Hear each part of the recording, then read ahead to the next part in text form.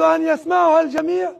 كثر الحديث عن موضوع الأضحية هذا العام، وإنه الناس كتعلم، وإنه الأسعار بدأت تشيط وتطلع بزاف.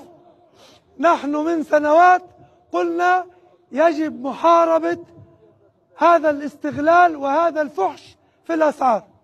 اليوم توافق آراء الجماعة المسلمة في المنيا مع إرادة الملكية للمملكة المغربية، وفي المملكة المغربية هناك قرار بضرب الاحتكار وعدم التضحية، عدم الأضحية هذا العام.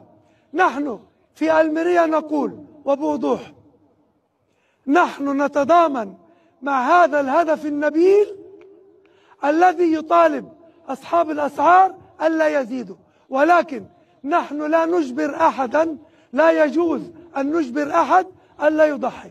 ولذلك فالأمر لكل واحد منكم أن يجتهد كما أراد، وجزاكم الله كل خير.